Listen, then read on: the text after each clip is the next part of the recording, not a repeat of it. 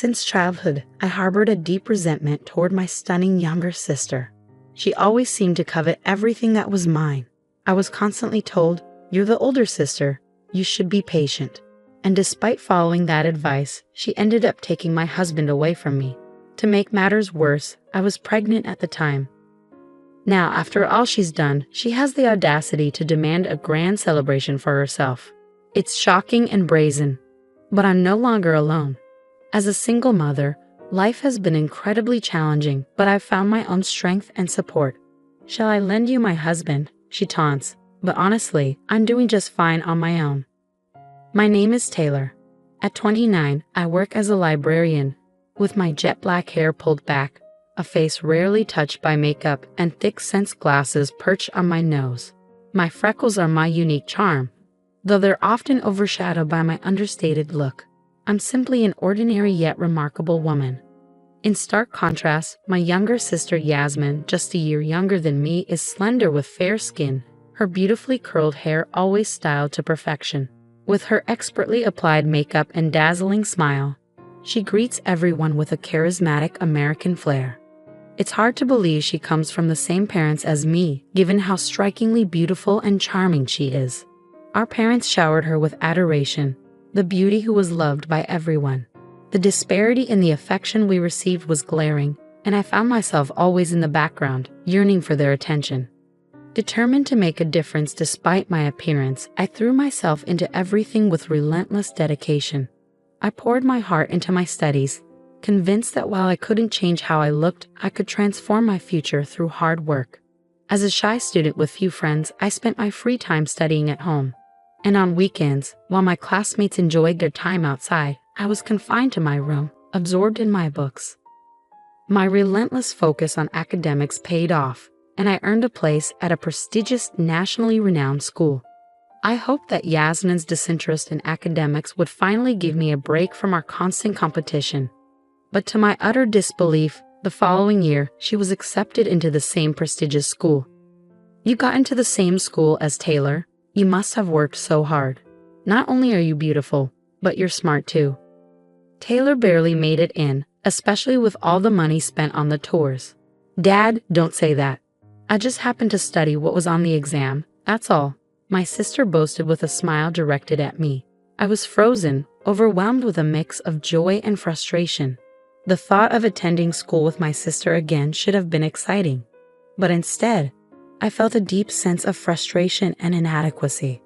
Wishing I could vanish, I fled to my room and slammed the door behind me, overhearing my parents' exasperated comments. On the day of my sister's acceptance announcement, I was bedridden with a fever, feeling utterly defeated. It was a crushing blow. After working so hard to earn my place at this school, I had hoped to finally escape the endless comparisons with my sister. It felt as though fate was unjust. Yasmin seemed to excel at everything effortlessly, always topping the grades and showcasing talents I couldn't match. I know that being negative and envious isn't productive, but it's difficult to stay positive in situations like this. No one seemed to understand what I'm going through, so I find myself burying my head in my pillow, silently crying out of frustration.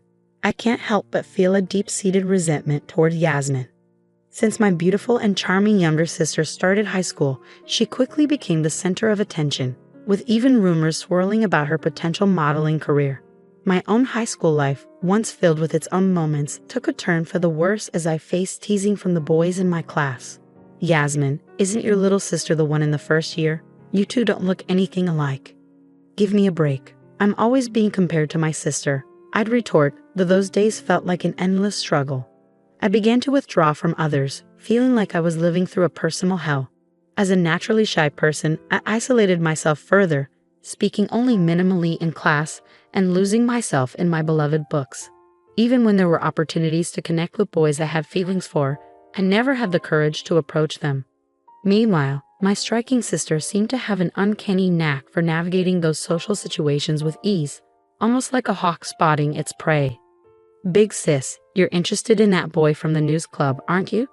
I was taken aback by her keen observation. I turned to her, meeting her sweet smile with a mix of annoyance and resignation. Her response was predictable. "You might want to reconsider. I dated him for a while." But it was so dull. I broke up with him quickly. My sister had a habit of belittling anyone I had even a hint of interest in, always swooping in to date and then discard them.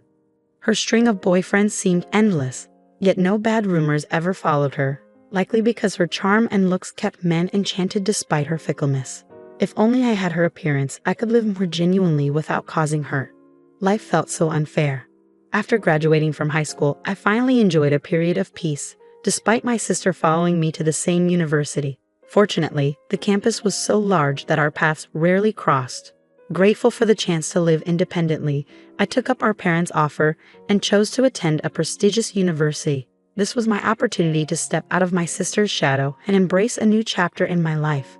At university, I began dating a boy from my club, who would later become my first husband, Harry. I earned my librarian's qualification and started working at a library after graduation, while Harry secured a job at his dream company. Our professional lives were thriving, and after some time of marriage, I became pregnant with a girl. Life was calm and fulfilling, and I believed it would continue smoothly. However, my sister's return began to disrupt our peaceful life. After facing difficulties at her job in Chicago, she resigned and came back home, unsettling the routine we had built. "Big sis, I'm back again," Yasmin would announce as she frequently dropped by our house for dinner. I wondered why she couldn't just eat at home, but she insisted on having homemade food. It turned out that our mother, who usually does the cooking, had hurt her back and was now relying on ready meals and takeout. Whenever Yasmin visits, the dinner table seems to light up. Harry, who normally avoids cooking and complains even when I suffer from morning sickness, becomes surprisingly enthusiastic in the kitchen whenever Yasmin is around. When I buy ready meals, Harry's cooking seems to taste even better. Yasmin, with her usual charm, would often comment, "I wish I could marry someone like him," while sweetly touching him, who seemed to be captivated by her attention. Her seductive nature was as evident as ever, and I couldn't believe she would be so bold as to flirt with someone else's husband. As my pregnancy progressed and my belly grew, my naive hope that Harry would remain supportive was quickly dashed. Instead, he began to distance himself from home. One day, after returning from a business trip, he delivered shocking news. Yasmin was by his side. "I'm sorry, but I want a divorce. I want to build a new future with Yasmin," Harry said. "What? You're saying this when we're about to have a baby?" I was stunned, and our views naturally clashed. Despite my protests, he insisted he had found true love and was moved by my words. Turning to my sister in disbelief, I asked, "Why him? Harry isn't particularly handsome, nor does he have an extraordinary income." "Well, married men seem stable," Yasmin replied nonchalantly. "I became interested in your husband, and before I knew it, we were drawn to each other, attracted to each other. Do you realize you're taking the father away from me and our baby?" I could no longer ignore my sister's betrayal. This was beyond forgiveness. "It's my fault, not Yasmin's," Harry said defensively, standing by my sister, who showed no remorse. My anger quickly turned to resignation. In a state of despair, I packed a few belongings and left to inform my parents. They were appalled by the situation.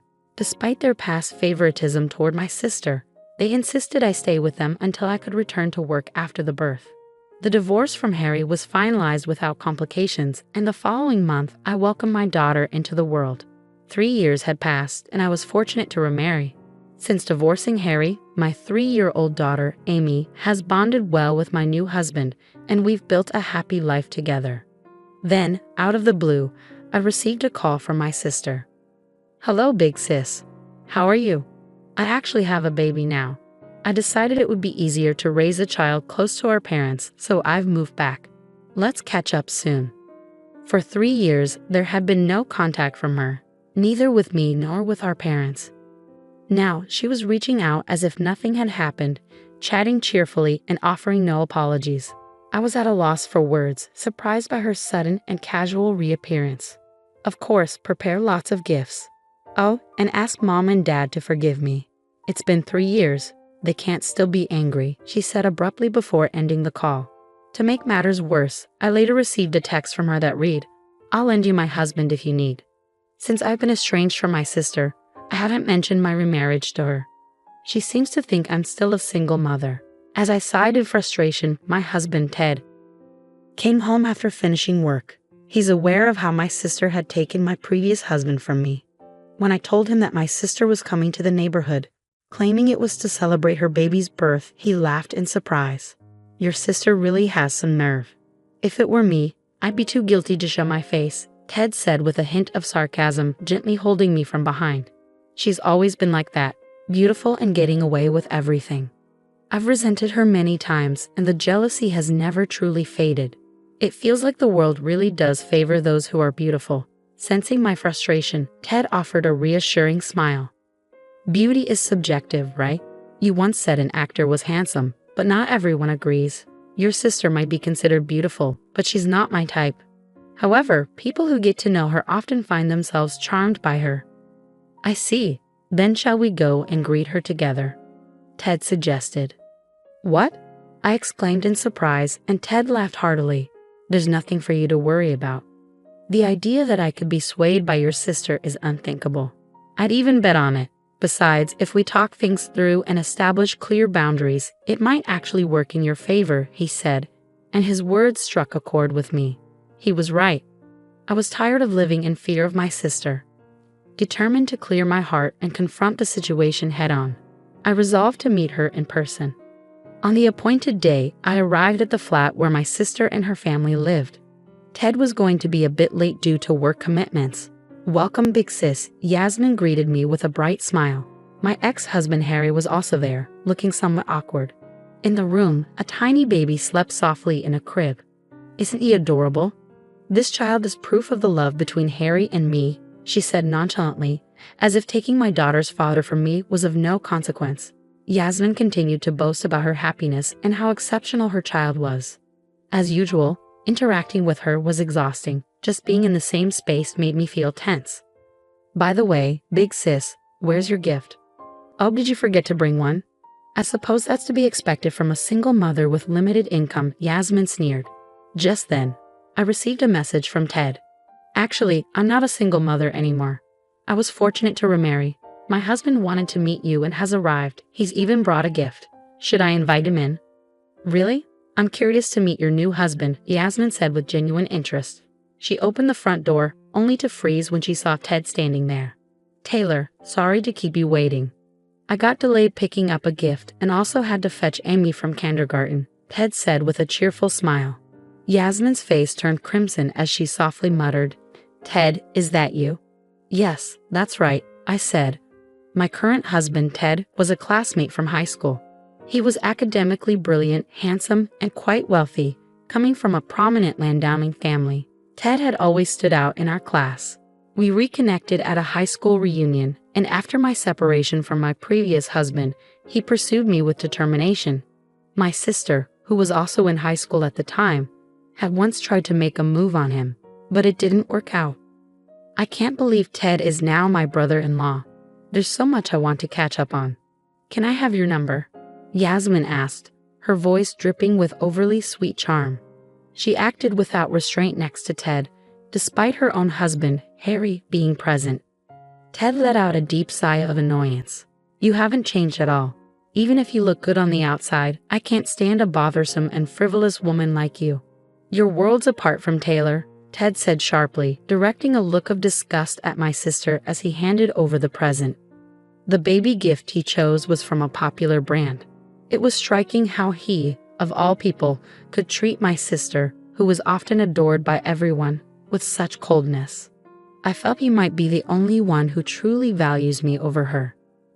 We're here today not just to offer our congratulations, but also to request that you stay away from my wife in the future. It seems Taylor has been quite stressed because of you, Ted said clearly. I felt a weight lift from my heart. Meanwhile, Harry tried to interact with his daughter Amy after a long time, but Amy rejected him and clung tightly to Ted. Taylor and Amy are my precious family, so please refrain from causing any more trouble, Ted said firmly. And just as a side note, Yasmin's behavior is rather inappropriate. It would be good to observe social etiquette.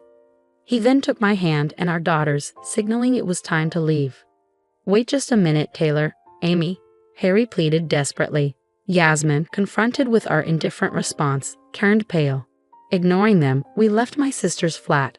I later heard from my parents that Yasmin had decided to divorce Harry.